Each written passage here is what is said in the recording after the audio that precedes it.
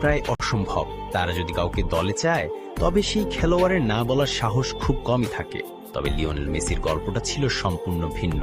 একবার নয়, রীতিমতো 3 বার রিয়াল মাদ্রিদের প্রস্তাব ফিরিয়ে দিয়েছিলেন আর্জেন্টাইন জাদুকর। রিয়াল প্রেসিডেন্ট ফ্লোরেন্টিনো পেরেজের বহুদিনের স্বপ্ন ছিল মেসিকে সাদা জার্সিতে মাঠে নামাতে দেখা। গ্যালাকটিকো প্রকল্পে একে একে যুক্ত করেছিলেন রোনালদো, বেকহ্যাম, ফিগো, জিদানের মতো তারকাদের। এরপরও মনে মনে আকাঙ্ক্ষা ছিল একজন লিওনেল মেসিকে দলে টানার।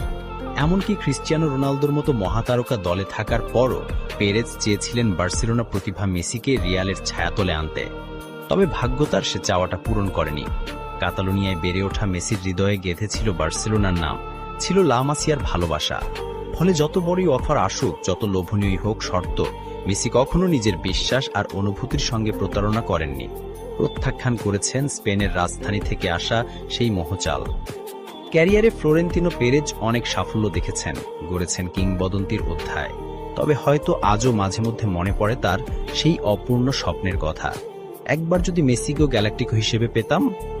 এখন জানবো সেই ঘটনা, কবে কোন মৌসুমে মেসির জন্য হাত বাড়িয়েছিলেন পেরেজ।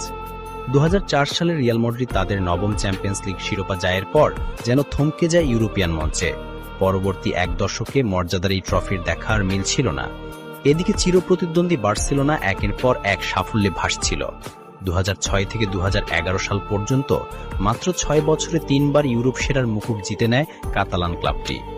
রিয়াল মাদ্রিদ তখন দলে টেনে আনে ক্রিস্টিয়ানো রোনালদোর মতো মহাতারকাকে, কিন্তু কাঙ্ক্ষিত সাফল্য তখনও অধরা। ইউরোপিয়ান শিরোপা না পাওয়ার হতাশায় 2011 সালে রিয়াল মাদ্রিদ প্রথমবারের মতো হাত বাড়ায় মেসির দিকে। ফ্লোরেন্তিনো পেরেজ চেয়েছিলেন বার্সেলোনার সেরা রত্নটিকে ছিনিয়ে এনে গ্যালাকটিকোদের কাতারে যুক্ত করতে। তবে মেসি সেই প্রস্তাব বিনয়ের সঙ্গে ফিরিয়ে দেন। এরপর 2013 সালে নেইমারকে পাওয়ার দৌড়ে বার্সেলোনার কাছে পরাজিত হয় রিয়াল। এই ব্যর্থতায় মাদ্রিদের যেন ধৈর্যচ্যুতি ঘটে। যেই বার্সার কাছে নেইমারকে খুইয়েছে, এবার সেই বার্সার সবচেয়ে বড় তারকাকে নিজেদের ডেরায় এনে প্রতিশোধ নিতে চায় তারা। তবে সেবারেও মেসি সাফ না করে দেন। সবশেষ 2015 সালে যখন মেসি তার ক্যারিয়ারের 5ম ব্যালন ডি'অর জয়ের পথে চ্যাম্পিয়ন্স লিগে বার্সাকে এনে দেন আরেকটি শিরোপা, তখনও রিয়াল মাদ্রিদ শেষ চেষ্টা করে তাকে দলে নিতে। তবে মেসি এবার শুধু না বলেই থেমে থাকেননি।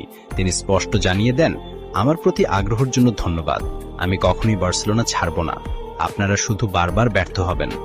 রিয়াল মাদ্রিদ যত বড় ক্লাবই হোক, মেসির হৃদয়ে জুড়ে ছিল শুধুই বার্সেলোনা। তার কাছে ভালোবাসা, নৈতিকতার আত্মপরিচয় ছিল যে কোনো অর্থ আর মর্যাদার চেয়েও বড়।